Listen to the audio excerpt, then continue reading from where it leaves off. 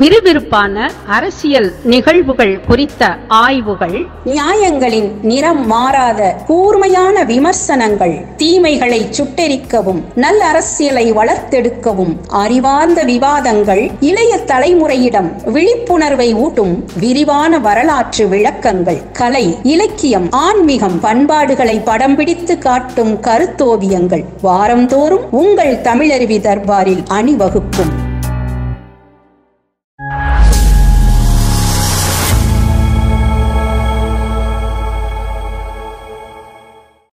தமிழருவி தர்பார் நேயர்களுக்கு வணக்கம். வாருங்கள், விடை தேடும் வினாக்கள் பகுதிக்குள் செல்வோம். வணக்கம் ஐயா. வணக்கம் வாசுகி. மங்கையராய் பிறப்பதற்கே நல்ல மாதவம் செய்திட வேண்டும் அம்மா, அவர் பங்கைய கைநலம் பார்த்தளவோ பாரில் அறங்கள் வளரும் அம்மா என்று கவிமணி தேசிய விநாயகம் பிள்ளை பெண்ணாக பிறப்பெடுப்பதற்கு பெருந்தவம் செய்திருக்க வேண்டும் என்று பெண்ணின் பெருமையை பற்றி ஒருபுறம் பாடியிருக்கிறார். ஆனால் இன்னொரு புறம் பாரதியோ பெண்ணென்று பூமிதனில் பிறந்து விட்டால் மிக்க பீழை இருக்குதடி தங்கமே தங்கம் என்று பெண்கள் அனுபவிக்கும் அவலங்கள் குறித்தும் பாடியிருக்கிறார். இது இரண்டுமே ஒரு முரண்பட்டதாகத்தான் தெரிகின்றது. இந்த சமூகமே ஒரு முரண்பாடாகத்தான் இயங்கிக் கொண்டிருக்கிறது. வாழ்நாள் முழுவதும் பெண்கள் அனுபவிக்கும் சொல்லனா துயர் குறித்து கவலை கொண்ட பாரதிதான் பெண் விடுதலை பற்றியும் பல பாடல்களை பாடியிருக்கின்றார். நம் நாட்டை பொறுத்தவரை பெண்களை தெய்வத்தின் அவதாரமாகவே வழிபட்டு வந்த காலமும் உண்டு. ஒரு சக்தியின் வடிவமாக பெண்களை பார்த்த காலமெல்லாம் மலையேறி போய் இன்று பெண்களை வெறும் போகப் பொருளாக மட்டும் பார்க்கின்ற நிலை உருவாகி இருக்கின்றது. சின்னஞ்சிறு சிறார்கள் முதல் வயதான முதியவர்கள் வரை பல பெண்கள் வயது வித்தியாசம் இல்லாமல் பாலியல் பலாத்காரங்களுக்கு ஆட்படுகிறார்கள். நம் நாட்டை பொறுத்தவரை இப்போது பெண்களுக்கு ஒரு பாதுகாப்பே இல்லாத சூழல்தான் உருவாகி கொண்டிருக்கின்றது. இது பெண்களுக்கு எதிரான இந்த பாலியல் குற்றங்கள் அதிகரித்து கொண்டே வருவதற்கு என்ன காரணம்? இந்த தகாத செயல்களை, பாதக செயல்களை செய்பவர்களுக்கு அரசு எந்த மாதிரி எல்லாம் சட்டங்கள் கொண்டு வந்து இந்த குற்றங்கள் நடக்காமல் பார்த்து கொள்ள வேண்டும் என்பது பற்றி உங்கள் கருத்து என்ன? அதாவது 2000 ஆண்டுகளுக்கு மேல் நீங்கள் திரும்பி பார்த்தால் இது முழுக்க முழுக்க ஓர் ஆணாதிக்க சமுதாயம்தான். வேதகாலத்து நாகரிகத்தை பற்றி ஆய்வு நடத்தியவர்கள் வேதகாலத்தில் பெண்கள் ஆண்களுக்கு சமமாக மதிக்கப்பட்டார்கள்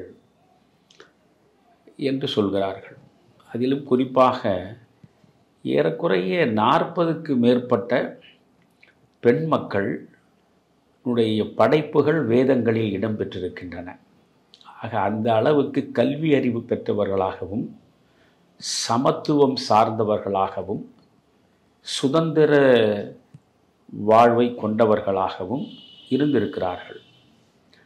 இந்திய மண்ணினுடைய கலாச்சாரம், பண்பாடு என்று பார்த்தால் முழுக்க முழுக்க பெண்ணை தெய்வ நிலையில் பார்த்து பழக்கப்பட்ட சமூகம் இது. உலகத்தின் வேறு எந்த நாகரிகத்திலும் வேறு எந்த இடத்திலும் நீங்கள் ஒரு நதியை பார்த்து பெண்ணாகவோ, ஒரு மலையை பார்த்து பெண்ணாகவோ, இயற்கையின் மிகச்சிறந்த அம்சங்கள் எதுவாக இருந்தாலும் அவை அனைத்தையும் பெண்ணாக பார்த்து பெண்ணின் பெயர் வைத்து பூஜிக்கக்கூடிய ஒரு மனோபாவம் வேறு எங்குமே இருக்க வாய்ப்பில்லை.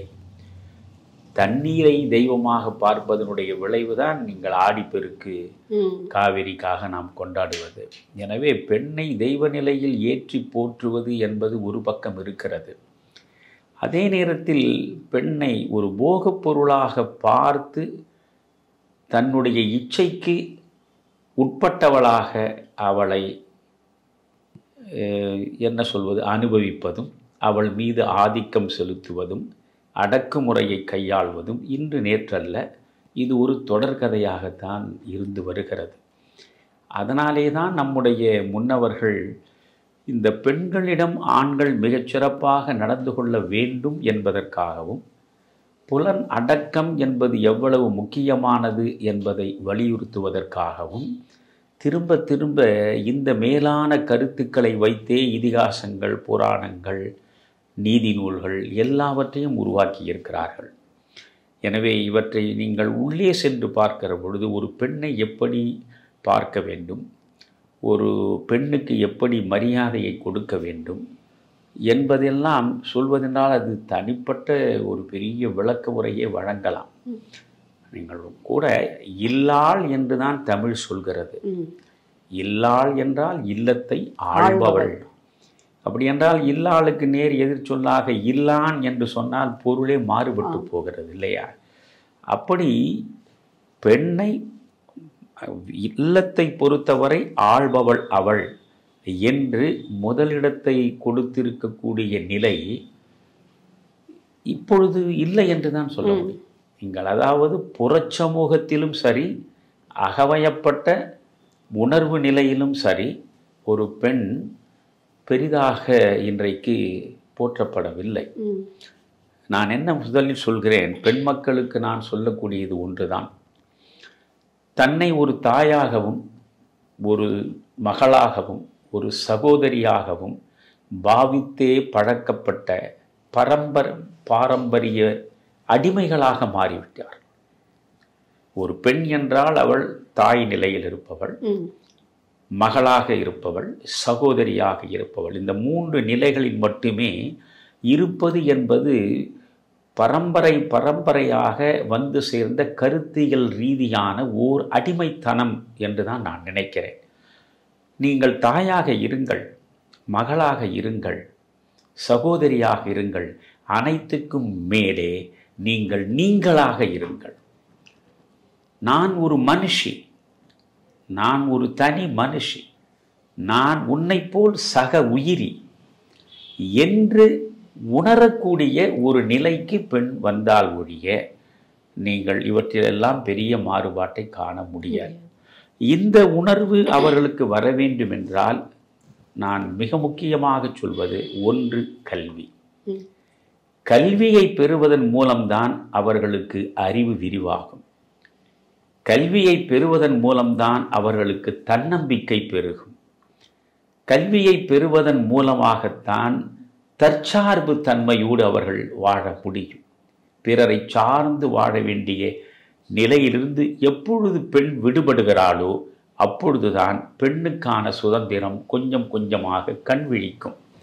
அந்த சுதந்திரம் அந்த பெண்ணுக்கு வந்து சேர வேண்டுமென்றால் அவளுக்கு கிடைக்க வேண்டியது கல்விதான். அதனால்தான் பாரதியிலிருந்து ஒவ்வொருவரும் கல்விதான் பெண்ணுக்கு கிடைக்க வேண்டிய மிக முக்கியமான ஒன்று, அதை அவர்கள் பெற வேண்டும் என்று தொடர்ந்து போராடி இருக்கிறார்கள். அடுத்து நீங்கள் குடும்ப சூழல். ஒரு பெண் குடும்ப சூழலிலேயே சிதைக்கப்படுகிறாள். ஆண் பிள்ளைக்கு ஒரு விதமான பாகுபாடு, சலுகைகள். அதாவது எப்படி பார்த்தீங்கன்னா, ஆண் பிள்ளை நமக்கான பலம், பெண் பிள்ளை நமக்கான சுமை என்று கருதுகிறார்கள். குடும்பங்களிலேயே அப்படிதான் வளர்ப்பு முறையே இருக்கிறது.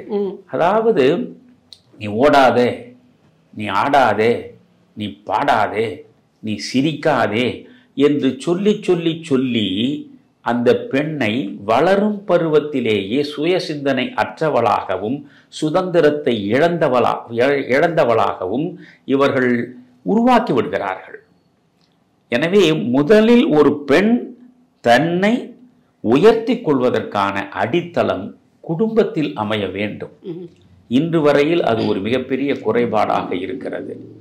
ஒரு பையனுக்கு தரக்கூடிய சகல விதமான சுதந்திரமும் ஒரு பெண்ணுக்கு தரப்படுவதில்லை என்ற நிலை முதலில் மாற வேண்டும். ஒரு பெண் என்றால் அவள் அடக்க ஒடுக்கமாக இருக்க வேண்டும். அவள் வாய் திறந்து சிரிக்கக்கூடாது, அவள் அதிர்ந்து பேசக்கூடாது, அவள் பூமி அதிர்வது போல் நடக்கக்கூடாது. இப்படித்தான் நாம் 2000 ஆண்டுகளுக்கு மேல் தொடர்ந்து சொல்லி சொல்லி சொல்லி குழந்தை பருவத்திலிருந்தே ஒரு பெண்ணை அடிமையாகவே நாம் உருவாக்கி இருக்கிறோம். எனவே அதிலிருந்து அவள் விடுபட வேண்டும். இந்த அடிமை நிலையில் அவள் இருப்பதனாலேதான் ஒரு ஆடவனால் அவளை எளிதாக அணுகவும் முடிகிறது, ஆதிக்கம் செலுத்த முடிகிறது, அடக்கவும் முடிகிறது, அவள் அடங்கி போகிறாள்.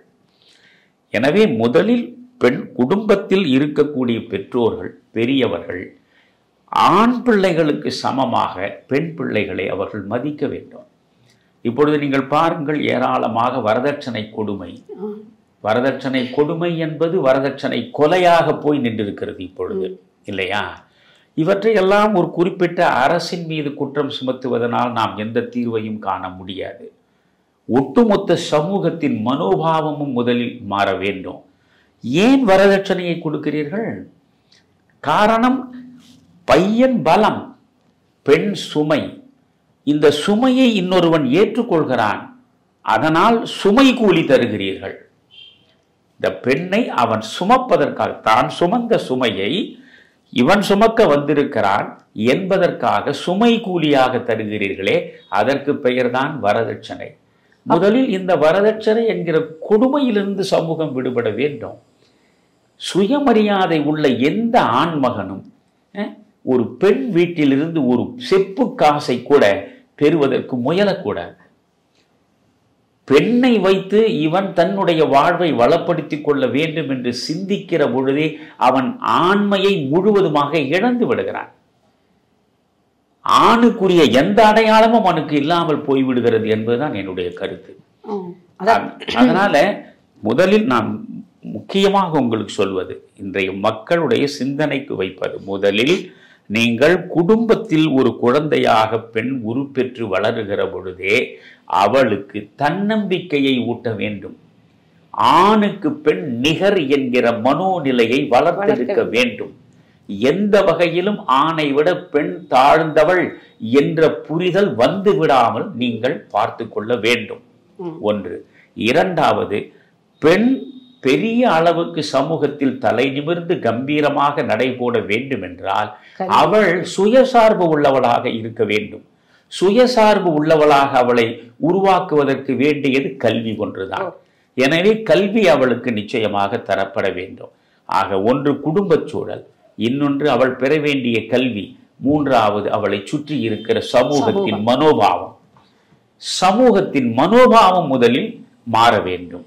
அவள் சக உயிரி என்ற நிலையில் ஒவ்வொரு ஆணும் சிந்திக்கக்கூடிய அளவுக்கு சமூகத்தின் மனோபாவத்திற்குள் மாற்றம் நிகழ்ந்தால்தான் இது போன்ற போகப் பொருளாக பெண்ணை பார்க்கின்ற நிலையிலிருந்து நாம் விடுபட முடியும். அதான் நீங்க சொல்வது போல் குடும்பங்களிலேயே பெண் பிள்ளைகளை அடக்கி வளர்க்கின்ற அளவிற்கு ஆண் பிள்ளைகளை வளர்ப்பதில்லை.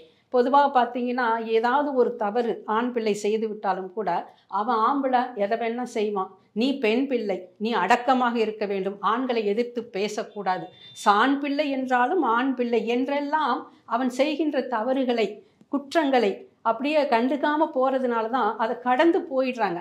அதனால் அவன் வளர்ந்து வாலிபனான பிறகு கூட இது போன்ற தவறுகள் செய்துவிட்டு அதை பற்றி சிறிதும் பிரஜையே இல்லாமல் கடந்து போய் விடுகின்றான். இப்போ அது தனி மனித ஒழுக்கம் என்பது கூட மிக அவசியம். ஒவ்வொரு மனிதனுக்கும் சுய கட்டுப்பாடு இருக்க வேண்டும். அது ஆணோ பெண்ணோ தங்கள் உணர்ச்சிகளை வெளிப்படுத்துவதிலும் கட்டுப்பாடு இருந்தால்தான் இந்த சமூகத்தில் இது போன்ற குற்றங்கள் நடைபெறாமல் இருக்கும் என்பது என் கருத்து. ஒரு ஆண் செய்கின்ற ஒவ்வொரு தவறுக்கும் பெண்தான் பலியாகிறாள். பாவம் ஓரிடம், பழி ஓரிடம் என்று. இப்போ விவேகானந்தர் கூட என்ன சொல்கிறார் என்றால், மனிதன் விலங்குகளை விட மேம்பட்டவன் என்று சொல்வதே பொய். ஒவ்வொரு மனிதனுக்கு உள்ளத்தின் உள்ளும் ஒரு மிருகம் குடியிருக்கத்தான் செய்கின்றது. இந்த சமூகத்தில் சட்டங்கள் இல்லாமல் போயிருந்தால் மனிதனுக்கும் விலங்குகளுக்கும் வேறுபாடே இருக்காது என்கிறார் விவேகானந்தர். அன்பினால் மட்டும் மனிதர்களை திரித்து விடவே முடியாது. அப்படி என்றால் நம்முடைய இந்திய மண் பல தொடக்க காலம் தொட்டு 2 விதமான அச்சங்களை மக்களுக்கு ஊட்டி வளர்த்திருக்கின்றது. ஒன்று தார்மீக அச்சம், மாரல் ஃபியர் என்று சொல்வார்கள். அடுத்தது சோசியல் ஃபியர், சமூக அச்சம். ஆனால் அந்த 2 அச்சங்களுமே இன்றைக்கு இல்லாமல் போய்விட்டது. அதை பற்றி நீங்கள் என்ன நினைக்கிறீர்கள்? ரொம்ப அழகாக சொன்னீர்கள் வாசுகி. அதாவது புறத்திலும் அகத்திலும் மனிதன் எப்படி வாழ வேண்டும் என்று மிக அழகாக வகுத்து கொடுத்து இந்து தர்மம், என்று சொல்வதை விட இந்திய தர்மம், நான் அதை இந்து தர்மம் என்று சுருக்கிவிட விரும்பவில்லை, அதுதான் இந்திய தர்மம். எப்படி ஒரு மனிதன் வாழ வேண்டும், ஒரு சமூகம் எப்படி சமைக்கப்பட வேண்டும், ஆணும் பெண்ணும் ஒருவர் மீது ஒருவர் எப்படி அன்பு சார்ந்து ஒருவரை ஒருவர் சார்ந்து வாழ வேண்டும்.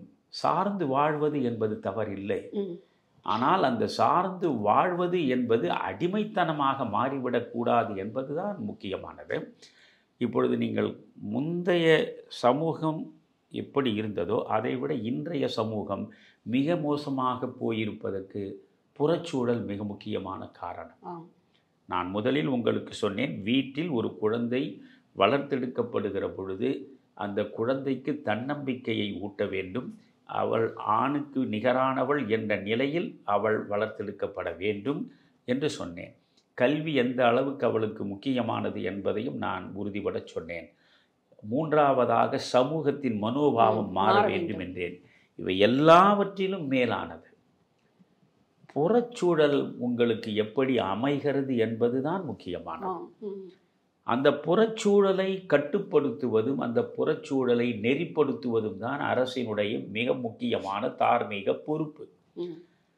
நீங்கள் இன்றைக்கு போதை கலாச்சாரம் பெருகி கிடக்கக்கூடிய சூழல் எப்படி வந்தது? நீங்கள் மிக சாதாரணமாக பள்ளி பிள்ளைகளே போதைப் பொருள்களை வாங்கி பயன்படுத்தக்கூடிய அளவுக்கு இந்த நிலை ஏன் தாழ்ந்தது? அப்படி என்றால் இந்த அரசின் குறை அங்கே இருக்கிறதா இல்லையா? சட்டம் ஒழுங்கு ஏன் சீர்கெட்டது? நீங்கள் 1000 சொன்னாலும் டாஸ்மாக் என்பது இதில் மிக முக்கியமான பங்கு வகிக்கிறது. எப்பொழுதும் மனிதன் தன்னுடைய நிலையிலிருந்து தவறுகிற போதுதான் இது போன்ற குற்றங்களை செய்கிறான் இல்லையா? அறிவு மயங்குகிற நிலையிலே தான் இது போன்ற குற்றங்கள் நடக்கின்றன. அந்த அறிவை மயங்க செய்வது எது? போதைப் பொருள் தானே.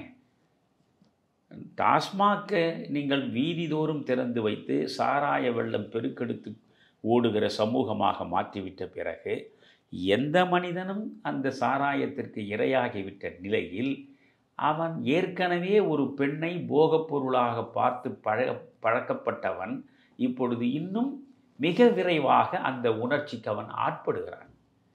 அந்த உணர்ச்சிக்கு வேகமாக அவன் இழுத்து செல்லப்படுவதற்கு முதற் காரணம் அவன் அருந்துகின்ற மது. இரண்டாவது, அதைவிட மோசமான கோகைன் போன்ற பல்வேறுபட்ட போதைப் பொருள்கள். இவற்றையெல்லாம் தடுத்து போதை கலாச்சாரம் என்ற ஒன்றினுடைய ஆணி வேரையே அறுத்தெறியக்கூடிய நிலையை ஒரு அரசு உருவாக்கினால்தான் நீங்களும் நானும் விரும்புகின்ற ஒரு அற்புதமான சமத்துவ சமூகத்தை பார்க்க முடியும். ஆனால் இது அரசினுடைய பொறுப்பு. அதற்காக அரசினுடைய பொறுப்பு என்று முழுவதுமாக நாம் ஒதுங்கவும் முடியாது. நம்முடைய பொறுப்பு என்ன? அதனாலே தான் நீங்கள் பாரதி ஒவ்வொரு மனிதனுக்கும் உண்டான அடிப்படை குணங்கள் என்று சொல்லுகிற பொழுதே தன்னை கட்டுதல், பிறர் துயர் தீர்த்தல், பிறர் நலம் வேண்டுதல் என்கிறார். இப்போ மனிதனாக பிறந்தாலே தன்னை கட்ட வேண்டும், சுய கட்டுப்பாடு இல்லையா? அதாவது தன்னை ஆள முடியாதவன் மண்ணை ஆள்வதற்கு அருகதை அற்றவன் என்று சாணக்கியன் அர்த்த சாஸ்திரத்தில் சொல்கிறான். புலனடக்கம் குறித்து வள்ளுவம் மிக விரிவாக பேசுகிறது. பெண்வழி சேரலிலே பெண்வழி சேரல் என்று அந்த அதிகாரத்தை நீங்கள் தவிர்த்து விடுங்கள். ஆனால் பிறனில் விழையாமை என்கிற அதிகாரத்தை நீங்கள் எடுத்து வைத்து கொண்டு நீங்கள் பார்த்தாலும் அவன்தான் முதலாக பெண்ணுக்காக ஒழுக்கத்திற்காக மிகப்பெரிய அளவுக்கு குரல் கொடுத்த மனிதனாக நாம் சங்க இலக்கிய காலத்தில் வள்ளுவனை பார்க்கிறோம். அதனால் நான் என்ன சொல்கிறேன், இப்பொழுது இந்த மண்ணில் உள்ள எந்த சங்ககாலம் தொட்டு வரக்கூடிய படைப்புகளை பார்த்தால், இப்படி உதாரணமாக கம்பராமாயணத்தை எடுத்துக்கொள்ளணும். எனக்கு என்ன அச்சம் என்றால் இதை ஒரு இலக்கிய விரிவுரை வகுப்பாக மாற்றிவிடக்கூடாதே என்று நான் அஞ்சுகிறேன். மற்றபடி இதுவே ஒரு இலக்கிய மேடையாக இருந்தால் 1000 செய்திகளை என்னால் பகிர்ந்து கொள்ள முடியும். இப்பொழுது தீ பரவட்டும் என்று கம்பராமாயணத்தையே எரிப்பதற்கு திராவிட இயக்கம் புறப்பட்டது. கம்பராமாயணம் முழுக்க முழுக்க காம களஞ்சியம் என்பது போன்று சித்தரிக்கப்பட்டது. ஆனால் கம்பராமாயணத்தில் நீங்கள் அவையடக்கம் சொல்லிவிட்டு அந்த காப்பியத்தை தொடங்குகிற முதல் பகுதியே ஆற்றுப்படலம். அந்த ஆற்றுப்படலத்தில் சரையு நதியை பற்றி அவன் தொடங்குகிறான். அதையே அவன் எப்படி பேசுகிறான் கம்பன் என்பதை நாம் பார்க்க வேண்டும். அசலம்புரி ஐம்பொறி வாளியும் காசு அலம்பு முலையவர் கண் எனும் பூசலம்பும் நெறியின் புறம் செலா கோசலம்புனை ஆற்றணி கூறுவாம். அசலம்புரி ஐம்பொறி வாளியும், இந்த 5 பொறிகள் இருக்கின்றனவே, இந்த 5 பொறிகளும் குற்றமிழைப்பதற்காகவே ஆண்டவனால் படைக்கப்பட்டவை. புரிகிறதா? இந்த குற்றம் இழைப்பதற்காகவே படைக்கப்பட்ட நம்முடைய பெரிய பகைவர்கள் இந்த 5 பொறிகளும். கண், காது, மூக்கு, செவி என்று நாம் பேசுகிறோம். இந்த 5 பொறிகளுமே குற்றமிழைக்கக்கூடியவை. ஆசலம்புரி ஐம்பொறி வாளியும் காசு அலம்பு முலையவர் கண் எனும் பூசலம்பும் நெறியின் புறம் செலா கோசலம். அறத்திற்கு புறம்பாக அந்த கோசலத்தில் வாழக்கூடிய எந்த மக்களின் சிந்தனையும் செல்லாது. அங்கிருந்து தான் ராமாயணத்தையே தொடங்குகிறான். அசோகவனத்தில் ஆற்ற முடியாத சோகத்தில் அழுதபடி அமர்ந்து கொண்டிருக்கிற சீதை தன்னுடைய நாயகன் ராமனுடைய பெருமைகளையெல்லாம் சிந்திக்கிற பொழுது, இந்த இப்பிறவியில் இன்னொரு மாதரை சிந்தையாலும் தொடேன் என்று செவ்வரம் கொடுத்த வள்ளல் என்று சிந்திக்கிறாள். எனக்கு எப்பேற்பட்ட வரத்தை கொடுத்தான், இந்த இப்பிறவியில் இன்னொரு மாதரை சிந்தையாலும் தொடேன் என்ற செவ்வரம் கொடுத்த செம்மல் என்று சீதை சிந்திப்பதாக ஒரு பக்கம். அந்த காப்பியம் முழுவதுமே பண்பாட்டு பயிர் வளர்ப்பதற்காக கம்பனால் உருவாக்கப்பட்டது. ஆனால் அவற்றையெல்லாம் பெரிதாக மக்களிடம் கொண்டு போய் சேர்க்கவில்லை. நீங்கள் சங்க காலத்தில், சங்கம் மருவிய காலத்திற்கு பின்னால் நீங்கள் பார்த்தால், சிலப்பதிகாரம், மணிமேகலை போன்ற 50 காப்பியங்களுக்கு பின்னால் பார்த்தால் நீங்கள் 14 கணக்கு நூல்கள் பார்க்கணும் இல்லையா? 8 தொகை, 10 பாட்டு, 14 கணக்கு நூல். அதில் எல்லாமே அறநூல்கள் தானே. நாலடியார், நான்மணிக்கடிகை, இன்னா 40, இனியவை 40 என்று நீங்கள் வரிசையாக எடுத்த ஏலாதி, திரிகடுகம், இப்படி சொல்லிக்கொண்டே போகலாம். எல்லாமே மனித வாழ்வை நெறிப்படுத்துவதற்கும் முறைப்படுத்துவதற்குமாகத்தான் இருக்கிறது. ஒழுக்கம் என்பதுதான் முக்கியம். அதனால்தான் ஒழுக்கம் விழுப்பம் தரலான், ஒழுக்கம் உயிரினும் ஓம்பப்படும் என்று வள்ளுவன் திரும்ப திரும்ப சொல்கிறான். நான் என்ன சொல்கிறேன், ஒழுக்கம் எப்படி வரும் சின்ன குழந்தைகளுக்கு? நீங்கள் எதை எழுதுகிறீர்களோ அதுதான் எழுத்தாகும். முன்பெல்லாம் பள்ளியில் வகுப்பறையில் வாரத்திற்கு 2 பிரிவேளையாவது நீதி போதனை, மாரல் கிளாஸ் இருக்கும். குழந்தைகளுக்கு ஒழுக்கத்தை, ஒழுக்கத்தின் மேன்மையை, நீதி நூல்களில் வழங்கப்பட்டிருக்கிற கருத்துக்களை கதைகளாக சொல்வதன் மூலம் அவர்களிடம் சென்று சேர்த்தார்கள். ஒரு அரிச்சந்திரா நாடகம்தானே காந்தியையே புரட்டி போட்டது இல்லையா? அதனால் ஒரு கூத்து, ஒரு நாடகம், எதை எடுத்துக்கொண்டாலும் அதற்குள்ளே ஒரு அடிப்படையான வாழ்வியல் கருத்து இருக்கும், ஒழுக்கம் சார்ந்த ஒரு போதனை இருக்கும். இன்றைக்கு அது மாதிரி நான் கேட்கிறேன், இன்றைய கல்வி முறையில் பாடத்திட்டத்தில் ஒழுக்கத்திற்கு ஒரு பக்கம் உண்டா? ஒழுக்கம் சார்ந்து பிள்ளைகளுக்கு சொல்வதற்கு, பிள்ளைகளுக்கு அறிவுறுத்துவதற்கு ஒரே ஒரு பக்கம் உண்டா என்றால் கிடையாது. ஆக ஒழுக்கம் குறித்த கவலையே இன்றைய பாடத்திட்டத்தை உருவாக்கியவரிடம் இல்லை. பள்ளிக்கூடங்களில் ஒழுக்கம் சார்ந்த உணர்வை பிள்ளைகளிடம் உருவாக்க வேண்டும் என்கிற எண்ணம் இல்லை.